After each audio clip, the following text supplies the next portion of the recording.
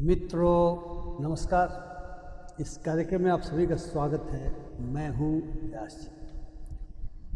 हम सब ने लाल फीताशाही के बारे में खूब सुना है, लेकिन लाल फीताशाही किस कदर कुर्सी पर बैठे हुए यानी अथॉरिटी जिनके पास होती है उनको संवेदनहीन बना देती है, इसका एक ताज़ा नमूना, ताज़ा उदाहरण उड़ीसा से आया है। उड़ीसा के केवझर ज़िले में गांव है दिनाली, जो आदिवासी लोगों का गांव है। वहाँ के एक आदिवासी जीतू मुंडा, उनकी बहन का नाम था काला मुंडा। जनवरी 2026 में उनकी मृत्यु हो गई। काला मुंडा के पति का भी देहांत बहुत पहले हो गया था।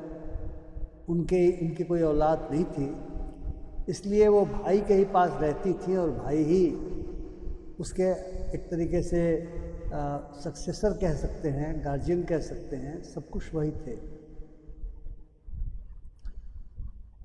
देहांत के पहले काला मुंडा ने कुछ ज़मीन बेच करके या कोई पशु बेच करके उड़ीसा ग्रामीण बैंक की एक शाखा है मालीपोसी, वहाँ पे 19,300 रुपये जमा किए थे। उसके पहले उनका खाता था, उस खाते में कुछ पैसे उन्होंने जमा किए थे और निकालते रहते थे। भाई बहन दोनों जाते थे बैंक में और पैसा निकाला करते थे। बहन निकालती थी, भाई उसकी मदद करता था। लेकिन पशु बेच करके जो 19,300 रुपये जमा किए गए थे, जब काला की मौत हो गई तो किसी ने बताया होगा जीतू मुंडा को कि आप बैंक जाओ और चूँकि तुम ही हो इसलिए वो पैसा तुम्हें मिल जाएगा। और वो बैंक गया। बैंक में जो भी अथॉरिटीज़ हैं, चाहे बैंक मैनेजर हों, चाहे उनका अधीनस्थ लोग हों, उन्होंने उनको कहा कि देखो, जब तक पैसा निकालने वाला नहीं आएगा, जिसके नाम से अकाउंट नहीं आएगा, पैसा नहीं मिल सकता। जीतू ने कहा मेरी बहन की तो मौत हो गई और मैं ही अकेले हूँ। तो कहा कि तुम जाओ और डेथ सर्टिफिकेट लाओ, मरी है कि नहीं मरी है। हेयर सर्टिफिकेट ने तुम ही उसके वारिस हो, उसका सर्टिफिकेट ले आओ, सक्सेशन सर्टिफिकेट ले आओ। और वो गरीब जीतू मुंडा जो अनपढ़ व्यक्ति था, वो समझ नहीं पा रहा था कि सर्टिफिकेट की ज़रूरत क्या है जब उसकी बहन मर गई है। तो पैसा उसकी बहन का है, बैंक वाले इसको पहचानते भी हैं, वो बार बार वहाँ जाया करता था। लेकिन बैंक में किसी ने यह बताने की जहमत नहीं उठाई कि सारे सर्टिफिकेट अगर ज़रूरी हैं तो कैसे मिलेंगे, कहाँ मिलेंगे। और वैसे भी वो बेचारा अनपढ़ आदिवासी व्यक्ति वो कहाँ कहाँ दौड़ता इन सर्टिफिकेट्स के लिए। बैंक वालों को कायदे से चाहिए था, अगर वे संवेदनशील होते तो उनको चाहिए था कि वह फैसिलिटेट कर देते। वो संबंधित जो जिला के पदाधिकारीगण हैं उनसे संपर्क करते थे। आजकल तो फ़ोन की सुविधा है, आजकल तो मीडिया का ज़माना है, आजकल तो मोबाइल फ़ोन घर घर में है, जेबों में रहती है लोगों के। तो वो कह सकते थे कि इनकी मदद किया जाए, इनको सर्टिफिकेट चाहिए और बैंक की ज़रूरत है। लेकिन वो बार बार बेचारा बैंक में जाता रहा इस आशा में उसकी बहन का पैसा बैंक से निकल जाएगा और मिल जाएगा। तो लाल फीताशाही को तो कागज़ चाहिए, और कागज़ कौन ला करके देगा उस व्यक्ति को भी नहीं समझना है कि वह व्यक्ति सक्षम भी है अथवा नहीं है।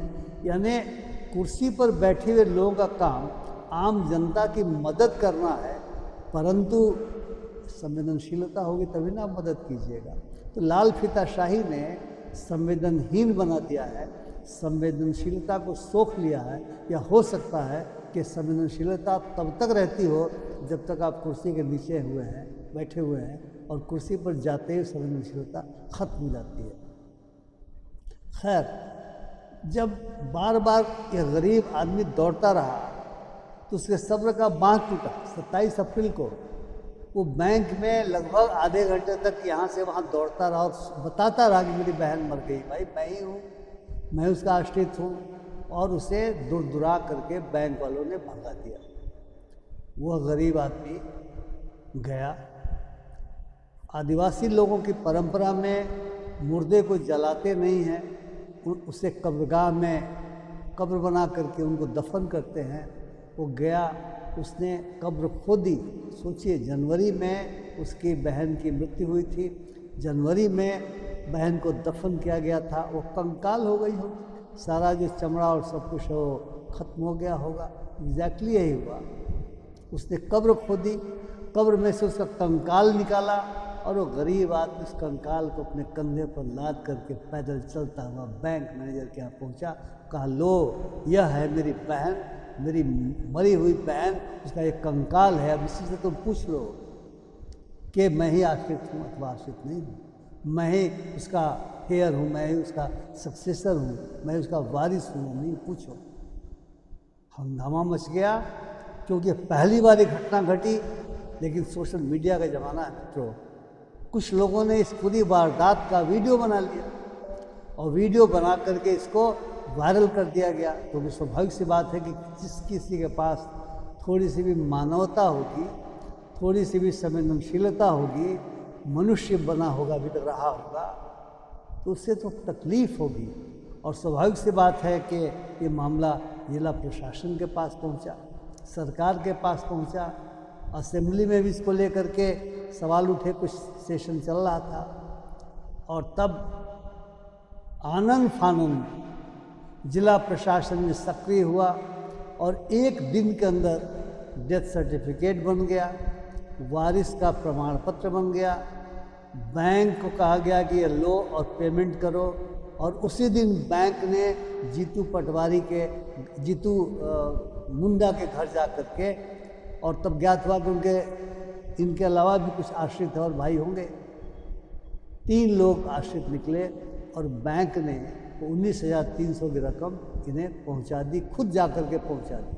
अंदाज लगाइए, ऐसी घटनाएं हो सकता है कि देश के विभिन्न हिस्सों में होती हो। बैंक बनाए गए थे, उड़ीसा ग्रामीण बैंक है वो, मिसेस गांधी के ज़माने में, जब इंदिरा गांधी जब देश की प्रधानमंत्री थी, तो गरीबों को बैंकिंग सुविधा देने के लिए ग्रामीण बैंक की शाखाएं खोली गई थी। यानी लोगों को बैंक तक जाने में कठिनाई न हो, बैंक ही गांव तक पहुंच गया था, इसलिए ग्रामीण बैंक उसका नाम दिया गया।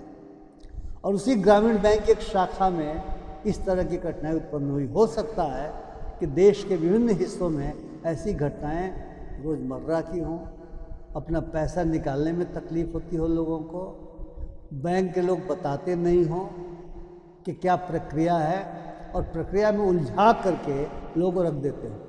ये तो प्रशासन में भी होता है, एक दफ्तर से दूसरे दफ्तर तक दौड़ते रहिए। एक टेलीविज़न शो आता था, ऑफिस, आप में से किसी ने देखा होगा, किस प्रकार से एक मेज से दूसरे मेज तक दौड़ाया जाता था मुसद्दी लाल नाम के उस पात्र को। वो तो व्यंग्य था पूरे के पूरे सिस्टम के ऊपर, लेकिन यह व्यंग्य वास्तविकता है कई जगहों पर। मित्रों, बहुत सारे अधिकारी ऐसे हैं जो संवेदनशील हो सकते हैं, होते हैं, लेकिन उनके अधीनस्थ नहीं होंगे या होंगे, ये कहना बड़ा मुश्किल है। अधिकारी भी सारे के सारे संवेदनशील होंगे या नहीं होंगे। सामान्य प्रशासन में ऐसा होता है, लोग दौड़ते रह जाते हैं, कचहरियों में होता है, दौड़ते रह जाते हैं। अगर आपने रांगे राघव का उपन्यास कब तक पुकारूं पढ़ा हो, तो अदालतों में व्यक्त जो भयानक भ्रष्टाचार ही नहीं, भयानक जो लोगों को परेशान करने वाली प्रक्रिया है, उस प्रक्रिया को आपने उस उपन्यास को पढ़ करके देखा होगा, रोंगटे खड़े हो जाते हैं। तो ये चीज़ें खत्म नहीं हुई हैं, आज़ादी के इतने वर्षों बाद भी खत्म नहीं हुई हैं। और जो अकिंचन लोग हैं, जो साधन विहीन लोग हैं, जो गरीब लोग हैं, उन जो अनपढ़ लोग हैं या अपढ़ लोग हैं या कम पढ़े लिखे लोग हैं, उनको कैसे चक्की में पीस करके परेशान किया जाता है। जीतू मुंडा का केस इस बात का उदाहरण है। अब सरकार कह रही है कि सिस्टमिक फेल्योर है, और स्वाभाविक सी बात है कि वो बैंक को दोषी ठहरा रही है, और बैंक वाले कह रहे हैं कि वो तो रेगुलेटरी फ्रेमवर्क के तहत हम काम कर रहे थे। लेकिन ये सवाल कोई नहीं उठा रहा है कि प्रशासन में संवेदनशीलता होनी चाहिए। अगर संवेदनशीलता नहीं होगी तो जीतू मुंडा का अकेला केस नहीं है, और केवल बैंक का ही मामला नहीं है, ये पूरे प्रशासन का मामला हो सकता है। मित्रों, मुझे लगा कि जो लोग इस खबर से अपरिचित हैं उन तक मैं ये बात पहुंचाऊं। अगर मेरी बात आपको पसंद आई हो, कृपया मेरे वीडियो को शेयर करें, लाइक करें, और मेरे चैनल को सब्सक्राइब करना न भूलें, और अपनी टिप्पणियों से भी मुझे लाभान्वित करें। और यही नहीं, आप अगर पढ़े लिखे लोग हैं तो जो आपके गांव में, आपके मोहल्ले में जो गरीब लोग हैं, जो अकिंचन लोग हैं, जो साधन विहीन लोग हैं, जो कम पढ़े लिखे लोग हैं, उनकी मदद भी करने का जज्बा अपने अंदर कायम करें, पैदा करें, ताकि उन्हें जीतू मुंडा जैसी कठिनाइयों का सामना नहीं करना पड़े, उन्हें ऑफिस के मुसद्दी लाल जैसी कठिनाइयों का सामना नहीं करना पड़े, उन्हें रांगी और राघव के कब तक पुकारू उपन्यास तरह से परेशान नहीं होना पड़े। हालांकि ये परेशानी तो जब तक ये सिस्टम ठीक नहीं होगा, और ठीक होना तो कोई नहीं कह सकता कि कब तक ठीक होगा, कठिन है, लेकिन जनता अगर जागरूक होगी, लोग अपने अधिकारों को समझेंगे, लोग प्रक्रियाओं की जटिलता को समझ करके हल करना शुरू करेंगे और प्रक्रियाओं की जटिलता को ख़त्म कराने का प्रयास होगा, निश्चित तौर से हम एक बेहतर समाज का निर्माण कर सकेंगे। इन्हीं शब्दों के साथ आप सभी लोगों ने इस वीडियो को देखा, आपको बहुत बहुत धन्यवाद। नमस्कार।